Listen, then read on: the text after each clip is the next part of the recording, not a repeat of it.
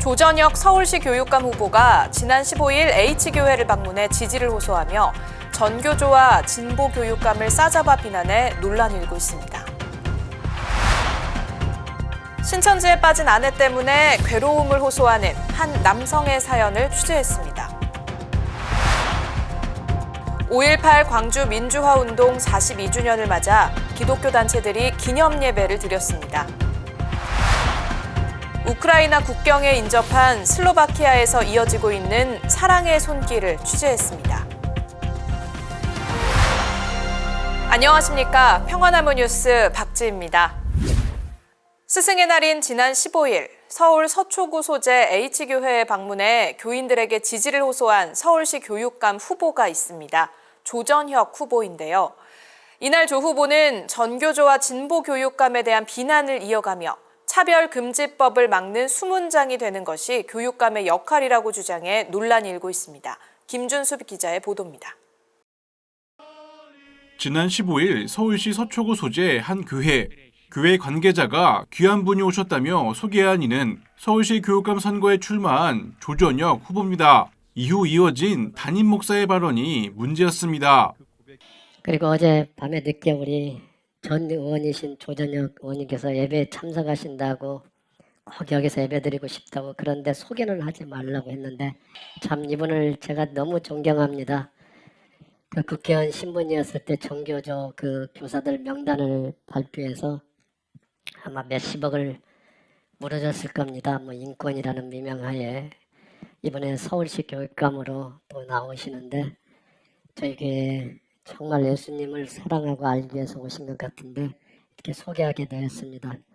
용서하시고 이렇게 말씀에 받들어서 소개할 때에 우리 잠시 나오시죠.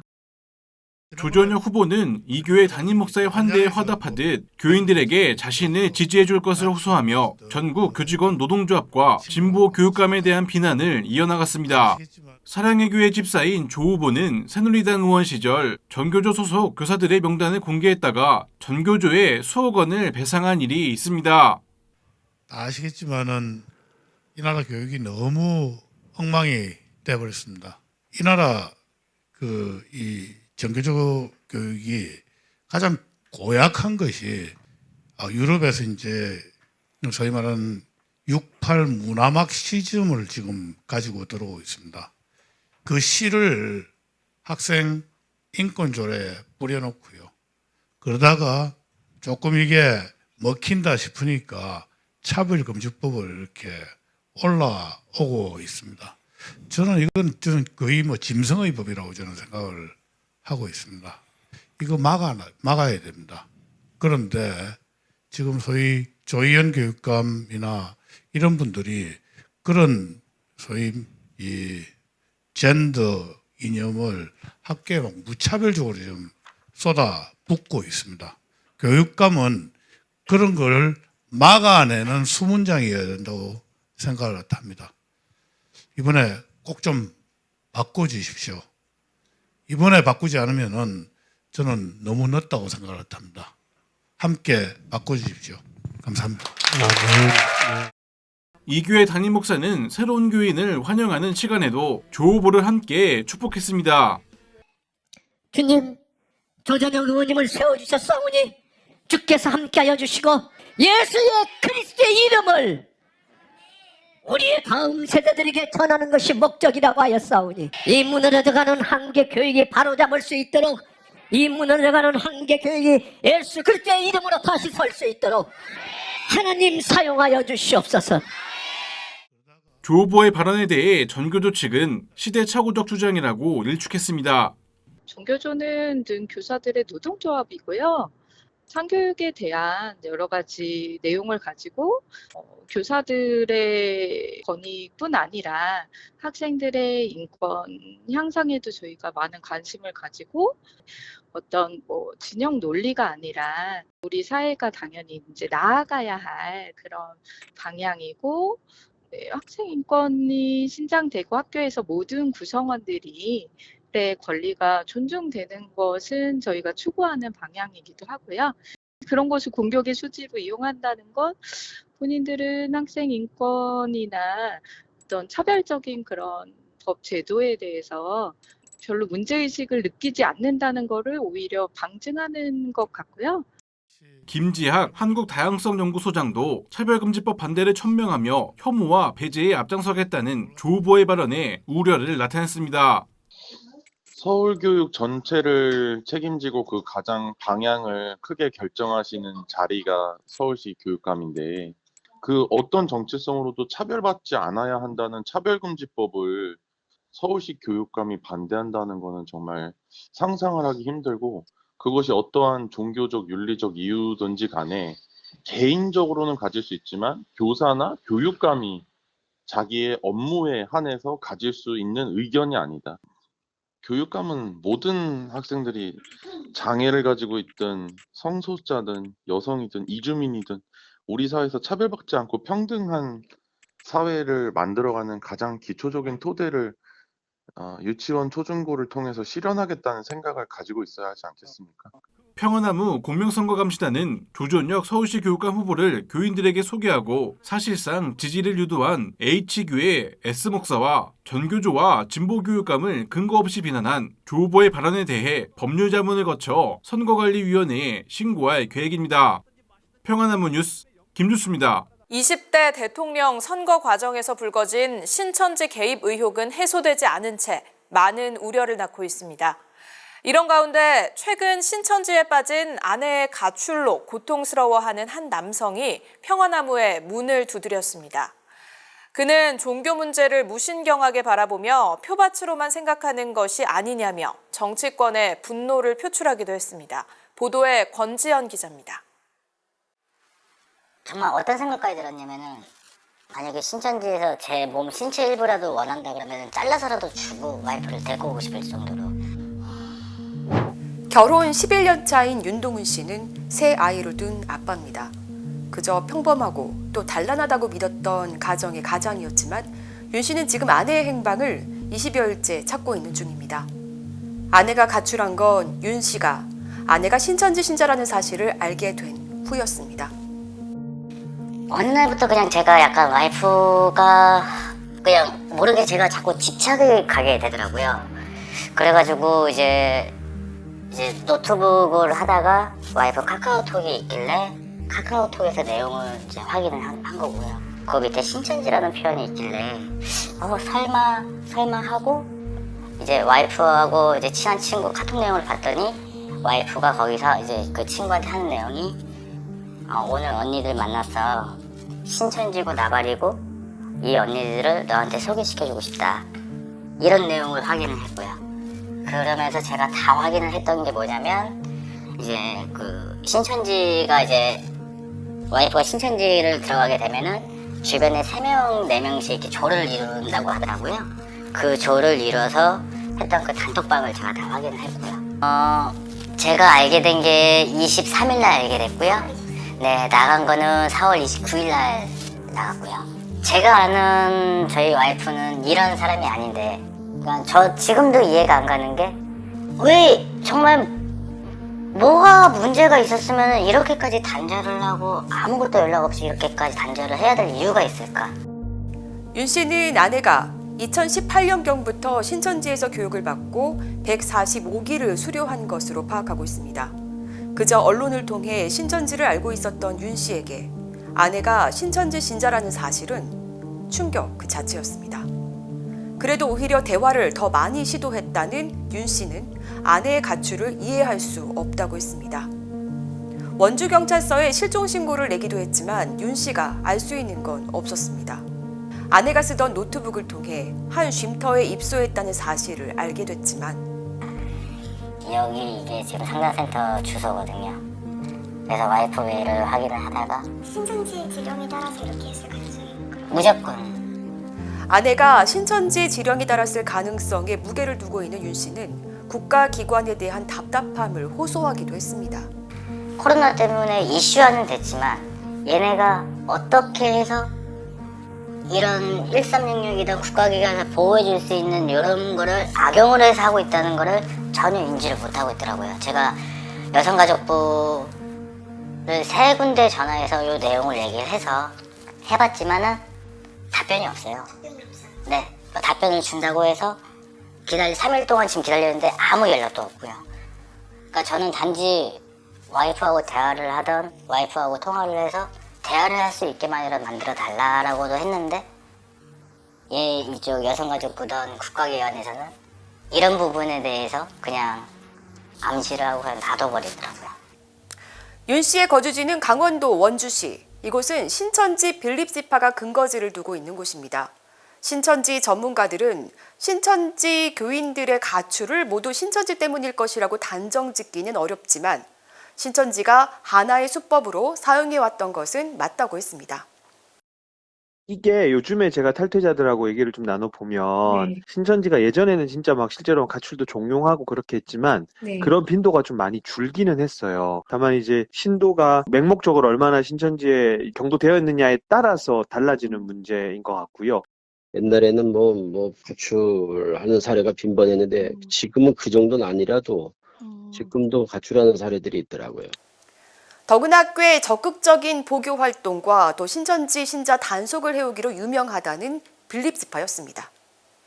원주가 옛날에 피해자들 위치 추적기 사용하고 이런 좀 악랄하게 했던 방식이 원주가 좀 많이 그랬어요. 빌립지파. 그래서 그런 지역적 특성이 있을 수도 있어요. 그래서 원주분들의 이혼하신 분들이 좀 있죠. 그리고 쉼터로 보내거나 이런 것도 그냥 오랜 수법이고 일반적으로 하는 수법이긴 하다. 그렇죠. 그 가정폭력의 문제로 비화시키려고 그래서 남편한테 문제가 있고 그런 식으로 했던 건 뭐 이런 사례들은 옛날부터 꽤 있었던 거죠. 가출하는 이유는 그럼 뭐예요? 그냥 그러니까 진짜 말 그대로 겁줄 걸 수도 있고 너 그러면 또 집 나간다?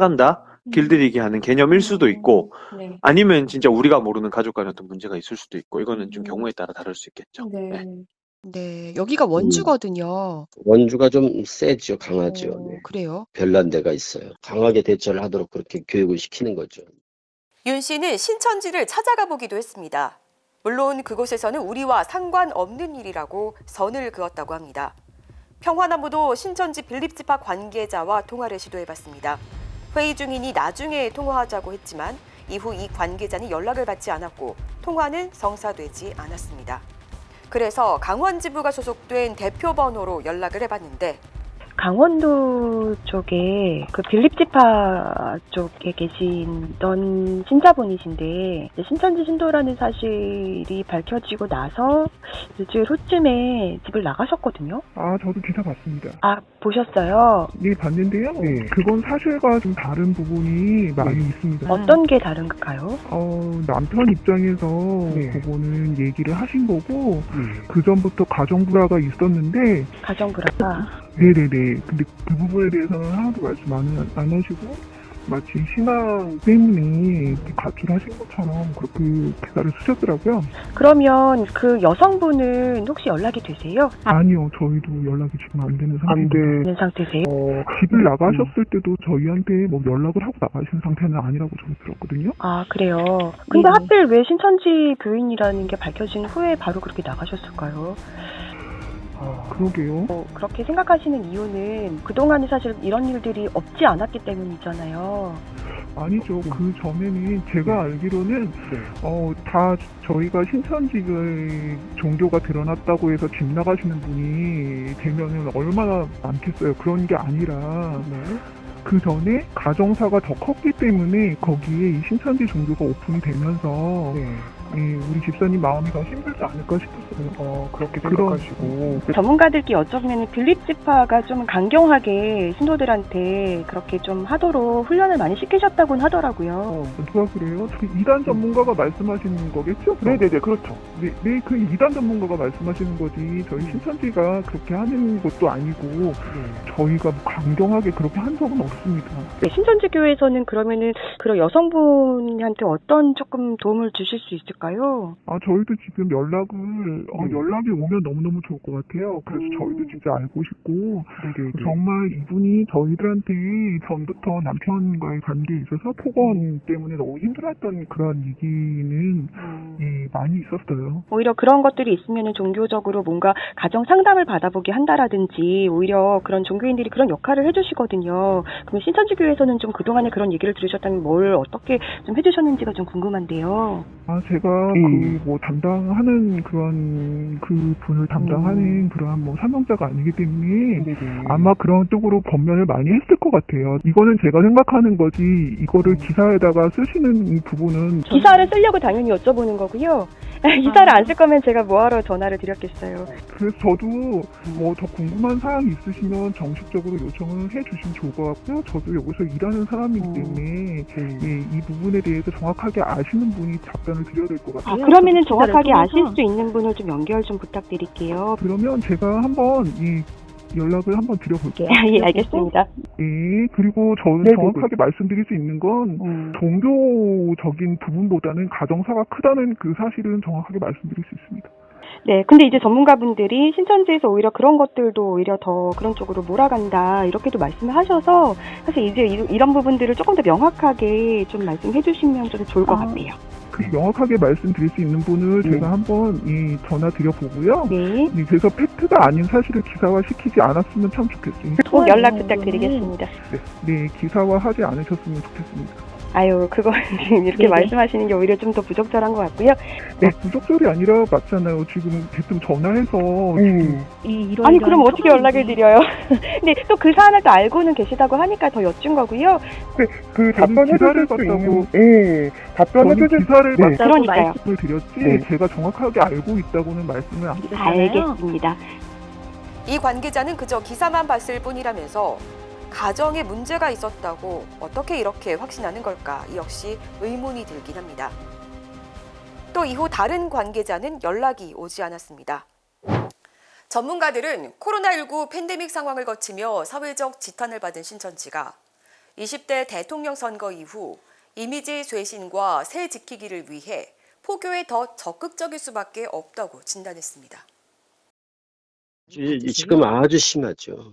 최근에 아주 가장 극렬하고 극성스럽게 지금 포교 활동을 하고 있죠.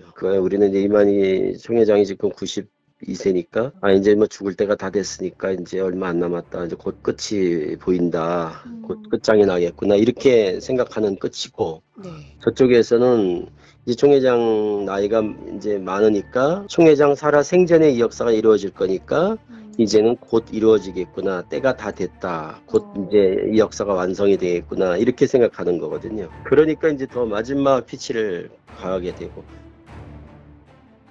그동안 길거리 포교를 많이 했는데 코로나 팬데믹 이후에 신천지에 대해서 너무 전 국민이 알다 보니까 최근에 많이 하고 있는 게 이제 당근마켓에서 이제 물건을 사고 팔면서 그걸 딱이라고 해요. 딱이. 전화번호 딱이. 중고마켓. 그리고 또 맘카페, 그리고 뭐 스포츠 동호회, 뭐 영어 아니면 일본어, 뭐 기타 등등 그런 학원 같은 데서도 포섭이 많이 일어나고요. 근데 가장 심각한 건 이제 연애 포교. 혹시 이 사람이 신천지 아닙니까라는 그런 전화가 굉장히 많이 오고 있어요. 그리고 이제 신천지 안에서도 얘기를 하는 게 뭐냐면 우리가 신천지가 진리의 성읍이고 떳떳한데 왜 몰래 모라 포교를 하느냐. 이렇게 말하는 신천지 사람들이 많이 있기 때문에 앞으로 신천지는 오픈 포교를 할 수밖에 없다라고 얘기를 하는데 그건 오픈 포교는 옛날부터 있었어요. 이벤트식으로 하는 거죠. 오픈 포교로 신천지에 간 사람은 거의 없다고 봐요. 뭐 신천지에서 말하는 모략 포교 그거 안 바뀝니다. 그건 안 바뀌고 계속 이루어질 거로 알고 있고. 신천지가 주장한 거는 코로나 시기에 18,000명이 늘었대요, 자기네들이. 그리고 뭐 대전에서도 이단 대책 사역자들이 뭐 코로나 시대에 18,000명 늘었는데 당신의 교회는 안전하냐 이런 식으로 세미나를 했지만 실질적으로 그거는 가짜고 제가 봤을 때 거의 늘진 않았어요. 최근에 신천지에서 온라인 포섭을 담당하던 탈퇴자도 늘진 않았다라고 얘기를 했거든요. 그러니까 신천지에서 일단 뭐 위드 코로나 되면서 발판을 찾는 건 포섭밖에 없죠. 이런 단체들은. 그러니까 더 활발하게 하게 되겠죠. 아니나 다를까 제20대 대통령 선거 이후에는 대놓고 신천지를 홍보하는 차량이 거리를 질주하는가 하면 현수막이 내걸리기도 하는 모습입니다.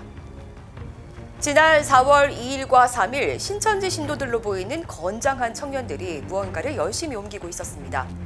청년들이 이날 열심히 옮긴 물건은 바로 신천지 신도들에게 나눠줄 새 직자라는 건데요. 신천지가 내부 조직력 강화와 또 집안 단속에 힘을 쏟고 있는 정황이기도 합니다. 평화나무가 입수한 해당 책자에 따르면 신천지 신도 수는 현재 26만여 명입니다. 3년 새 약 6만 명 정도가 증가한 셈이죠. 이처럼 새를 불린 신천지를 검사들이 어떻게 생각하는지는 이미 MBC 장인수 기자가 평화나무와 협업회 보도한 한동훈 휴대폰 뒷문으로 열다를 통해서도 드러난 바 있습니다. 한동훈 검사는 이동재 당시 채널A 기자와의 통화에서 신천지 압수수색에 반대하는 의견을 피력하면서 신천지의 위세를 인정하는 듯한 발언을 하기도 했죠. 신모 시기는 그랬다며 반부패 보면 당장 압색 나선다고. 근데 총장이 중심을 잡고 가니까 그렇게 안 갈 거야. 그리고 이게 압색 나서면 30만 신도가 가만히 있겠나. 유병원 때하고는 사이즈가 다른 애들이야. 아내가 신천지 신도라는 충격에서 벗어나기도 전에 아내의 가출을 맞닥뜨려야 하는 윤 씨가 자괴감을 갖는 이유입니다. 저는 앞으로도 우리나라가 참 무서워지는 게 뭐냐면 신천지에서도 대통령이 나올 수 있겠다. 네, 저는 그렇게까지 생각이 들어요. 저는 사실 이 나라에서 살고 싶은 생각이 전혀 없더라고요. 그러니까 제가 아무리 발버둥치고 제가 아무리 노력을 해도 할 수 있는 게 없으니까요. 네, 종교의 자유라는 것만 얘기를 하지 사실 이런 부분에 대해서 도와주려고 하거나 서포터를 해주는 것들이 전혀 없기 때문에 그러니까 제가 할 수 있는 게 전혀 없다 보니까 정말 그때 저는 정말 큰 자괴감이 들었어요. 네, 그러면서 아까 말씀드린 마지막이라는 생각도 들어봤고 별의별 생각이 다 들긴 하더라고요. 정신과 치료를 받으며 아내가 돌아오기만을 기다리는 윤동훈 씨. 또 엄마가 지옥에 갔기 때문에 본인도 지옥에 갈 거라고 말하는 윤 씨의 어린 막내. 한국 사회와 한국 교회는 이제라도 이들의 눈물에 응답해야 합니다. 평화나무 뉴스 권지연입니다. 지난 18일은 5.18 민주화운동 42주년이었죠. 민주화운동 42주년을 맞아 광주 기독교교회 협의회와 전남 기독교교회 협의회 등 11개의 기독교 단체가 모여 5월 진실의 힘으로 시대의 빛으로 라는 주제로 기념 예배를 드렸습니다. 광주 기독교교회 협의회 회장인 조점화 목사는 42년 전 부정부패 정치에 항거하며 정의를 외쳤던 사람들의 죽음이 헛되지 않도록 5월 정신을 되살리자고 요청했습니다. 신비롬 기자입니다. 1980년 5월 18일 광주 민주화운동 당시 상처받은 민중을 위로하고 함께 고난받은 광주 한빛교회입니다. 5.18 민주화운동 42주년을 맞아 기념예배가 어김없이 이곳에서 열렸습니다. 올해 주제는 5월 진실의 힘으로 시대의 빛으로입니다. 이날 설교를 맡은 대전 빈들교회 김규목 원로 목사는 진정한 과거 청산을 강조했습니다.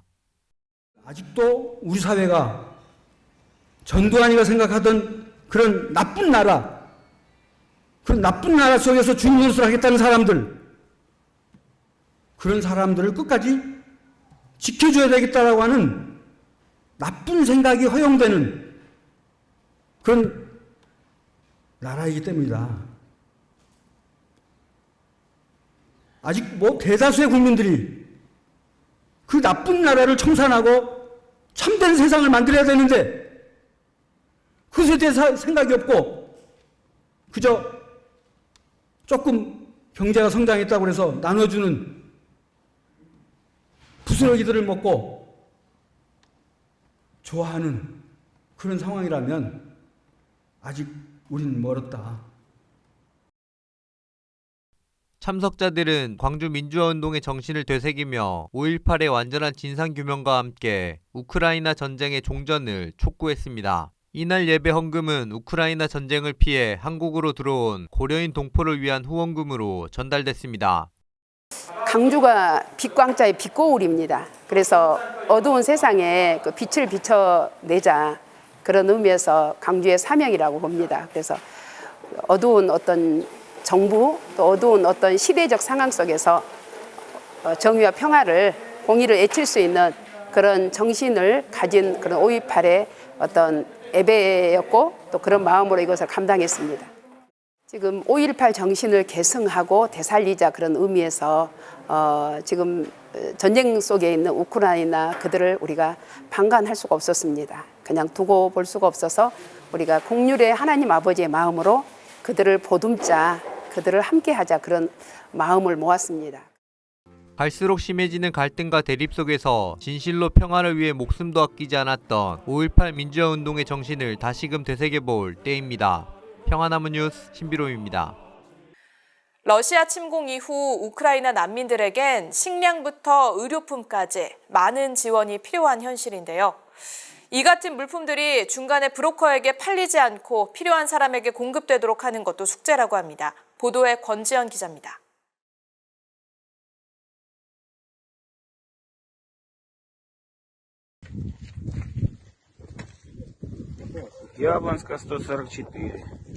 우크라이나 하르키우 지역입니다. 우크라이나 국방부는 현지 시각으로 16일 자국군이 하르키우 일대에 러시아군을 몰아내고 러시아와 맞닿은 국경까지 도달했다고 발표했습니다. 그러나 무차별 폭격이 휩쓸고 간 흔적은 참혹하기만 합니다. 슬로바키아에 11년째 거주 중인 할리나 씨. 어머니와 할머니 등 우크라이나에 살고 있는 가족 걱정에 하루하루 살얼음판을 걷는 듯한 마음입니다. Сім'я, яка проживає у моєї мами на Україні тепер, вона 제 어머니의 그러니까 외가 쪽이죠. 외가 쪽에 그 가족들이 살고 있는 곳이 있는데 친정 쪽이죠. 친정 쪽에 친척들이 살고 있는 집은 아직 남아 있다고 그래요. хата стоїть, але все, що було в хаті, окупанти російські виграбували. все украли. Да, все. 근데 이 침략자, 러시아 침략자들이 거기에 와서 집은 멀쩡한데 그 안에 있는 거 모든 걸 다 훔쳐갔대요. навіть інструменти чоловікові 그리고 всі. 거기에서 무슨 모든 장비라든가 집에 수리하는 모든 도구까지 다 훔쳐갔다고 합니다. Але хоча б хата залишилася, в сусідів нема нічого, навіть хати. 낮에 니에도 사대. нема нічого. 이 주변에 저희 집은 저기 친정 집은 멀쩡한데 안에 있는 거 다 훔쳐갔지만 주변에 있는 모든 집들은 완전히 완파가 됐다고 합니다. 전쟁이 언제 끝날지 모르는 상황. 우크라이나에 평화가 돌아온다 해도 삶의 모든 기반은 이미 무너졌습니다. Зрозуміти, чому це сталося, через що це сталося і для чого це, також це незрозуміло просто. 저는 이해할 수 없는 것이 아무리 인간적으로 생각해도 그렇고 여러 면에서 이 일들이 왜 생겼고 그리고 왜 이런 일들을 통해서 고통이 다가오고 있고 모든 것을 다 이해할 수가 없습니다. 저는 그냥 이런 상황입니다. В цій ситуації лише молитися і лише Господь нам може допомогти. 한 가지만 보는 것은 그냥 이 상황 속에서는 기도하고 주님만 바라보는 것 외에는 제가 할 수 있는 게 아무것도 없습니다. 이런 안타까운 상황 속에 우크라이나 한인 선교사들이 국경 인근에서 힘을 모았습니다. 이곳은 한 슬로바키아인이 빌려준 대규모 창고입니다. 곡물 창고예요. 씨앗, 해바라기 씨 그런 곡물 창고를 빌려 주셔서 여기에서 이제 우리가 큰 트럭들이 이제 도네이션 트럭들이 오면 여기다 일단 하적을 하고 또 우크라이나 국경에서 또 작은 트럭들이 오면은 그때마다 이제 실어서 보내고 합니다. 식료품부터 의약품에 이르기까지 우크라이나로 공급하는 물품은 다양합니다. 그러나 우크라이나 주민에게 공급하도록 보내는 것도 쉽지 않지만 최근에는 시신을 처리할 용구를 지원해달라는 요구가 늘었습니다. 지금 뭐 생필품은 항상 필요하고요. 뭐 식품 예를 들어서 이런 마카로니, 쌀 이런 종류들을 많이 실어가요. 최근에는 이제 약이 많이 떨어졌다고 하고 지혈제라든지 그다음에 피부 스테플러라든지 화상 치료제, 그다음에 이제 시체 이제 죽은 시체들 담는 백, 바디백이라고 하셨죠? 바디백 그런 것들을 많이 요구를 하셔서 최근에 그런 거를 좀 다량 구입을 했어요. 저기가 이제 다량 그거예요. 이게 시신들이 너무 길거리에 방치가 돼 있는 거다 보니까 또 감염 우려가 또 생긴다고 그 얘기를 하는 거예요. 전염병. 예, 전염병에. 평생 이런 거 살 거라고는 생각을 못 했지만 이런 것까지 구입해 가지고 보낼 때 참 많이 마음이 아프죠.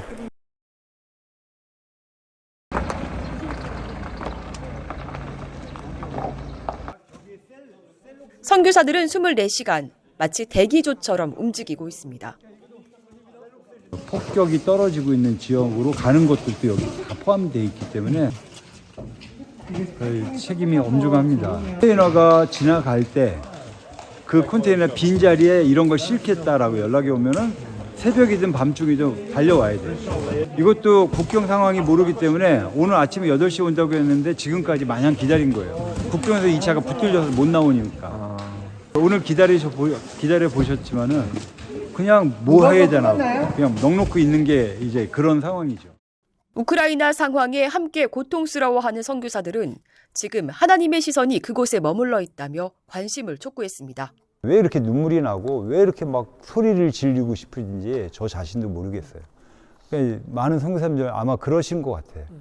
이거는 어떤 돈의 문제가 아니라 어떤 다른 내용이 아니라 정말 온 교회, 온 열방에 있는 교회들이 그리스도의 몸된 우주적 공동체로서 한마음 한뜻이 되어서 움직이지 않으면 안 되는 그런 내용이라고 봐요. 지금 헤르손은 뭐 뉴스를 통해서 아시다시피 이 러시아군들이 다 포위를 했어요. 장악을 했어요.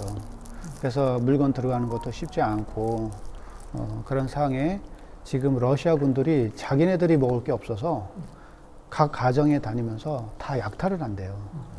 약탈만 해가지고 먹을 것만 갖고 가면 다행인데 여자애들 다 지금 이제 성추행하고 강간하고 거기에 지금 너무 위험한 상황이라고 좀 그 가정을 좀 보호해달라고 좀 기도를 해달라고. 이제 시체들이 이렇게 바닥에 길거리에 그냥 있는데 그걸 이제 담기 위해서 시체 봉투가 필요한데 이제 러시아군이 또 이제 시체에다가 또 폭탄을 심어가지고 지뢰 같은 걸 심어가지고 경찰. 근데 이제 이렇게 또 하나님 믿는 사람으로서 또 어떻게 기도하면 좋을까요? 일단은 전쟁이 빨리 끝나도록 정말 기도하고 더 이상 민간인들하고 교인들한테 아무 피해가 없이 기도하고 전쟁 끝나고 또 이제 더 중요하니까 어떻게 다시 또 건축을 하고 할지 그때를 위해서 좀 더 기도해야 될 것 같아요. 한편 국제형사재판소는 현지 시각으로 17일 전쟁 범죄 가능성을 조사하기 위해 42명으로 구성된 팀을 우크라이나에 보냈습니다. 평화나무 뉴스 권지연입니다. 오늘 뉴스는 여기서 마칩니다. 시청해주셔서 고맙습니다.